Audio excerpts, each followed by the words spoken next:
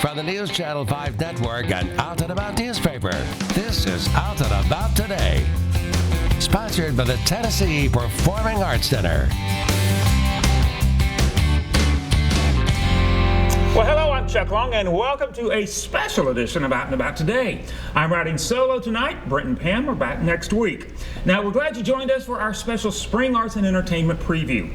We'll get the inside track on Nashville and Harmony's most ambitious show to date, mapping stars later, but first, we're going to dive into Tony Kushner's Angels in America, the award-winning political epic about the AIDS crisis during the mid-'80s.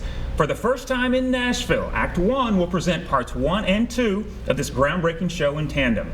Here's a clip from the original Broadway production. Do you think I'm a junkie, Henry? Huh? You see tracks? This is absurd. Say it. Say what? Say Roy Cohn, U-R-A. Roy. U-R-A. Go on. Not Roy Cohn, you are a drug fiend. Roy Marcus Cohn, U-R-A. Go on, Henry, it starts with an H. I'm not going with an H, Henry, and it isn't hemophiliac. Come on! What are you Now doing? say it, I mean it! Say, Roy Cohn, you are a homosexual, and I will proceed systematically to destroy your reputation and your practice and your career in New York State, Henry. Which you know I can do.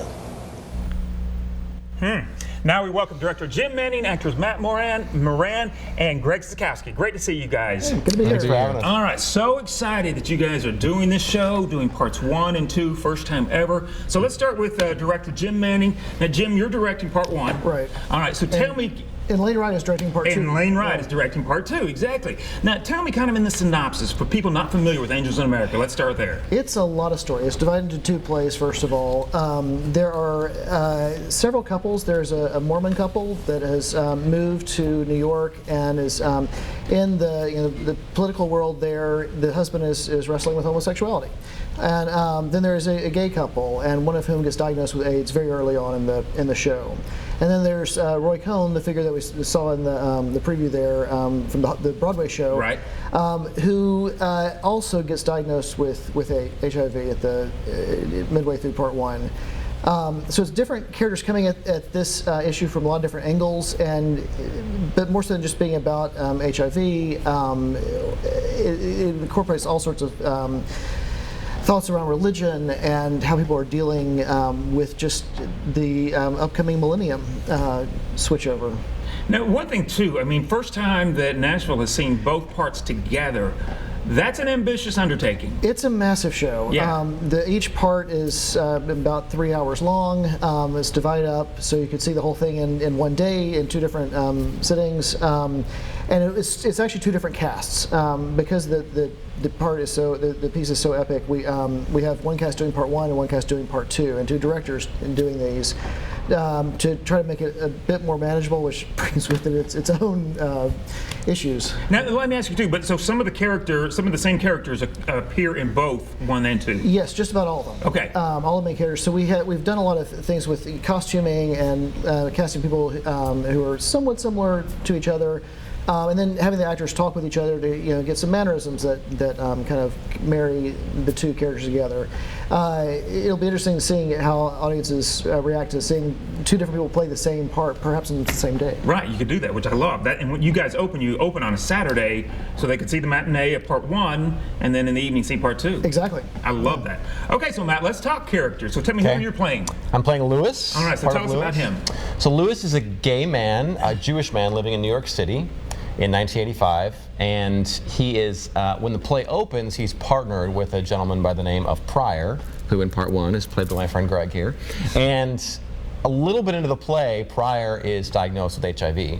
And at that point, Lewis, just after a bit of time, decides he just can't handle it, and he splits. And he ends up meeting the Mormon character, who is in the middle of sort of a rocky marriage because of his dealing with his homosexuality.